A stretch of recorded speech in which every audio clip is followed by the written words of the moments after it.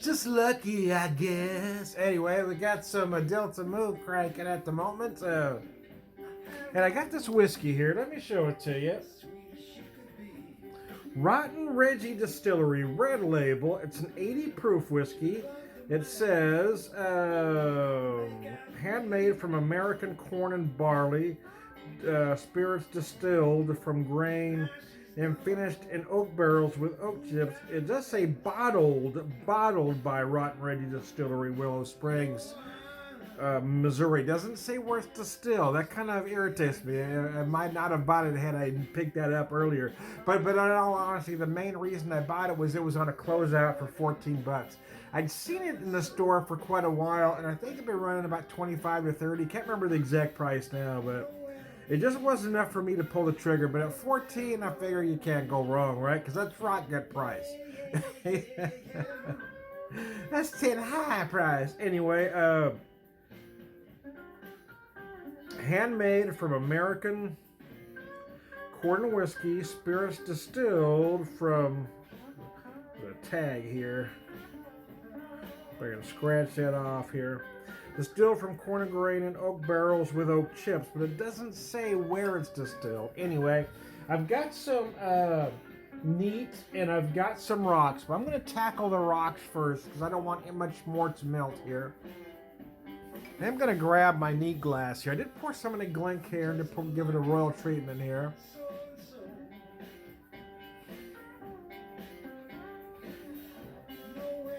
So the nose isn't bad.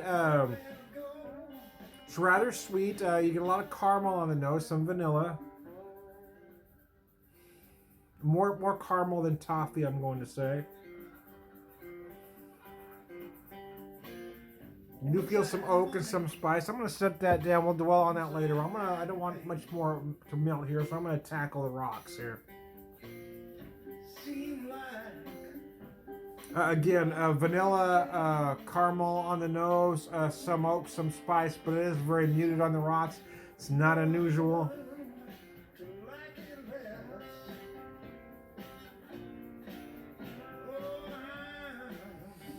Okay, well, it's not terrible, but it does taste like a young whiskey. I'm not going to lie to you.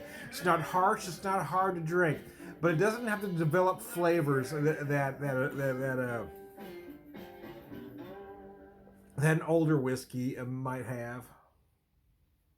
But yeah, it wasn't hard to drink at all. I'm going to take another drink and I'll describe some flavors for you.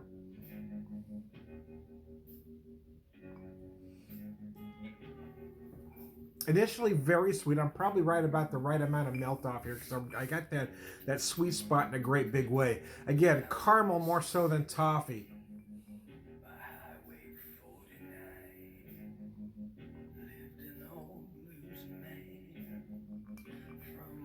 A fair amount of vanilla in there.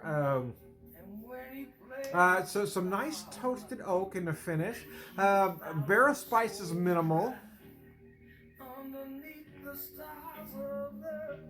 Would I pay 25 to 30 having tasted? The honest answer is no.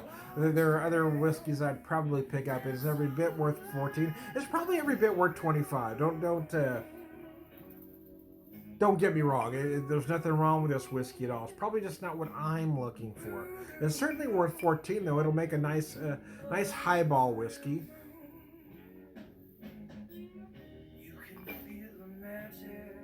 And I may change my mind once I get to neat. Because quite frankly, having said what I've said, and as I continue to drink this, I'm kind of feeling more for it. But again, it's not very complex. The flavors are good, but they're simple, which is indicative of a young whiskey. But it is easy to drink. I mean, there's no harshness involved whatsoever. So I am really curious to get to the neat over there. Sitting in the glass, awful pretty.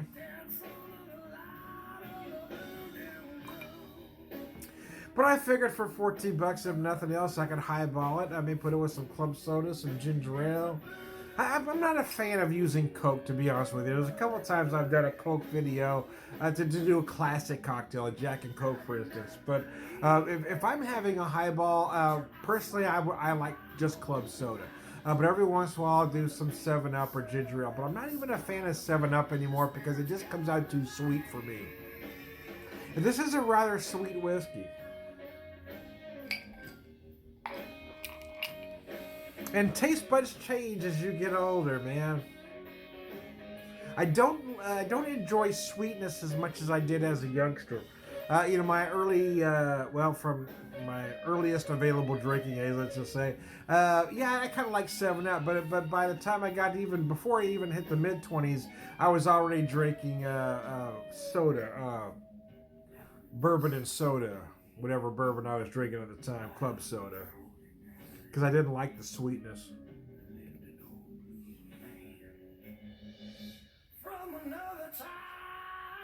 Still caramel on the nose, some vanilla. You get a little bit of oak, some spice, but it's again, the spice is minimal. I was hoping for it to be a little more fragrant than it is, a little more aromatic. There's nothing unpleasant about the aromas. Okay, don't get me wrong. There's just not nothing comes at you in a great big way.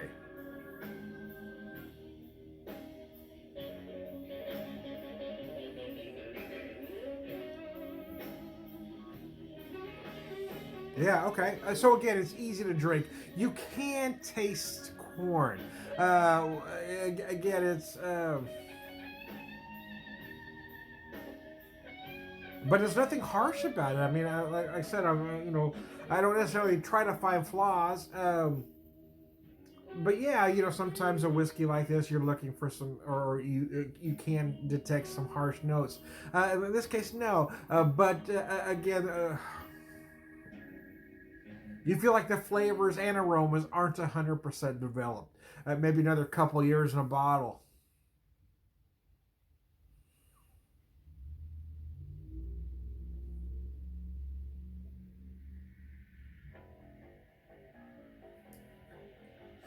Caramel, vanilla. You may detect some fruit notes, but they're light. Again, it's very simple. I am detecting more spice in the finish, neat, which is unusual than I did rock, because rock's pretty much killed it all. But it did bring out all that sweetness to the surface. Light toasted oak, just the slightest hint of cinnamon in the finish. Barrel spices light. Yes, there's nothing harsh or wrong with this whiskey. It just doesn't feel like it's fully developed. Which, if you want to do shots just to get hammered at $14, I mean, there you go. It's easy to drink. And quite frankly, it's not as harsh as some of those major labels, without mentioning names, at more.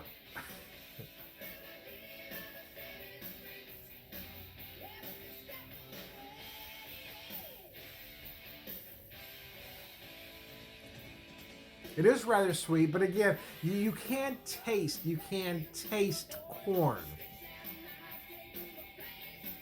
Which means those flavors haven't quite developed into what they're supposed to develop into yet. It feels like it was in the barrel just long enough to achieve this color, because we just don't have quite enough barrel complexity, in my opinion. Let me state that. But again, I mean, in fairness to the whiskey, there's nothing harsh about it. I mean, it doesn't have that, that rotten gut bite or burn. There is none of that with this. It doesn't burn. You don't feel that harsh alcohol bite. I mean, it is easy to drink.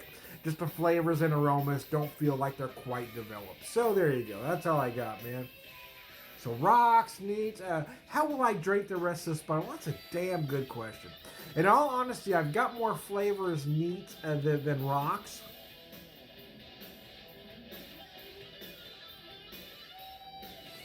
So in all honesty, it is going to depend on my mood.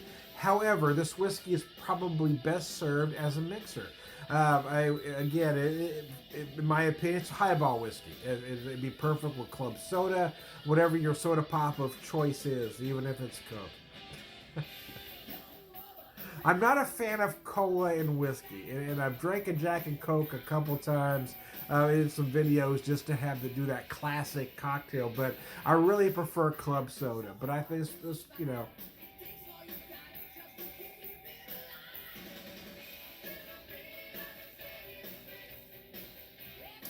So there you go. I am Tom the Whiskey Whisperer, Whiskey Evangelist, prolific whiskey drinker, purveyor of wisdom, and